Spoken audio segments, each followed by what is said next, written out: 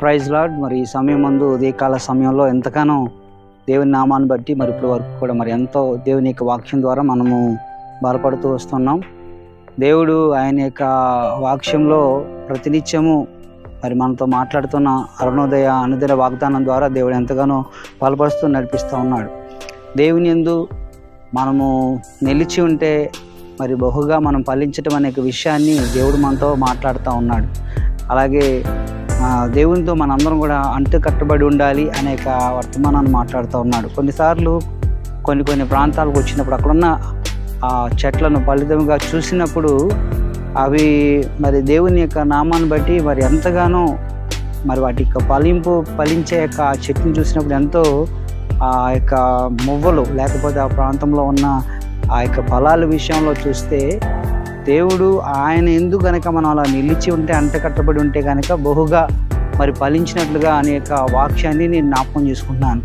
మరి ఈ దినమందు దేవుని యొక్క వాక్యంలోంచి యోహాను సువార్త 15వ అధ్యాయము 5వ వచనంలో ఒక మాట అంటున్నాడు.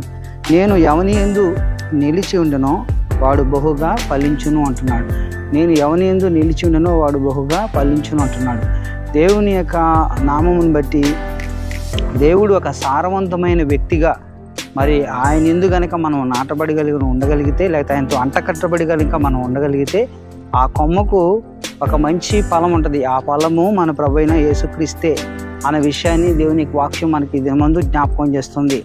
మరి నీవు ప్రతినిత్యము ప్రతి ఉదయాన్న దేవుని దగ్గర కనుక ఆ బలముగా మీరు కనుక ఆయనతో అంటకట్టబడి మీరు ప్రార్థించినట్లయితే దేవుడు మీ యందు కనుక నిలిచి ఉంటే మీరు బహుగా ఫలిస్తారనే మాట ఇక్కడ దేవుని యొక్క వాక్యం సెలవిస్తూ ఉంది.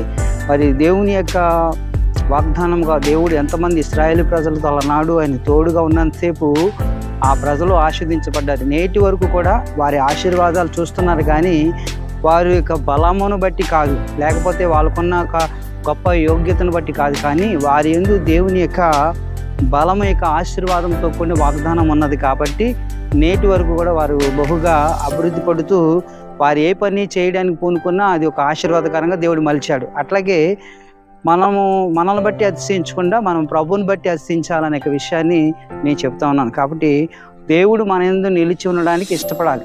మనం ఎక్కడున్నాడో ఆయన యందు కనుక మనం నాటబడితే, ఆయనలో మనం అంటకట్టబడి ఉంటే కనుక దేవుడు మనల్ని ఫలించేలా చేస్తాడు. ఈ చుట్టుపక్కల ఉన్న ఈ యొక్క బనానా ట్రీస్ని చూసినప్పుడు, లేకపోతే ఈ యొక్క అట్టిగా చెట్లు మనం చూసినప్పుడు అవి ఎంత ఇదిగానో ఫలభరితాన్ని ఇస్తూ ఉంది. అది ఇచ్చే ఒక గెలైన బలమైన ఫ్రూట్ని మనకి ఇస్తుంది కదా. అలాగే అది కూడా సరైన నేలలో కనుక సారవంతంగా పాత పెట్టకపోతే, లేకపోతే దానికి కావాల్సిన సారం అందకపోతే అది ఎలాగైతే సరిగ్గా ఫలించదో, మనం కూడా ప్రభు యందు కనుక నిలిచి ఉండకపోతే వాడు బహుగా ఫలించడు అంటున్నాడు. అంటే ఫలభరితం అంటే ఆశీర్వాదము, దేవుడు నీకు ఇచ్చే బహుమానము, ఆశీర్వాదం అనే ఒక అర్థం అనమాట. కాబట్టి ఈ ఉదయాన ప్రార్థనలో ప్రతి ఒక్క విషయాల్లో కూడా దేవునితో మనం కూడుకొని ఆయనతో మనం ఏకీభించి ఆయనలో మనం కనుక నిలిచి ఉండి ఆయన ఒక సారవంతమైన ప్రభుతో కనుక మనం సహవాసం చేయగలిగితే, ఆయనలో మనము కనుక ఆయన ఫలించగలిగితే మనం ఎవరమో గుర్తించగలుగుతాం. ఒక మంచి ఫలమన్న చెట్టుని మనం చూసినప్పుడు దాన్ని ఎక్కువగా ప్రేమిస్తాడు ఆ రైతు. అట్లాగే అది ఒక మధురమైన పండే ఉండాలి, అలాగే అది ఆరోగ్యవంతమైనదిగా ఉండాలి. కాబట్టి దేవుని యొక్క దృష్టిలో మరి దేవుడు యోగ్యమైన వాటిని మనకి ఇస్తాడు. అటువంటి వాటిని మనం పొందుకోవటం కొరకు దేవుని యొక్క నామంలో దేవునితో మీరందరూ కూడా సహవాసం చేయాలని ఇక ఉదయకాల సమయంలో మీ ప్రార్థనల ద్వారా దేవునితో మీరుండే విధానాన్ని బట్టి దేవుడు మీకు కావాల్సిన ప్రతి ఒక్క అవసరం తీరుస్తాడు. దేవుడి మాటలకు దీవించును గాక. ఆమేన్. God bless you all. అందరికీ వందనాలు.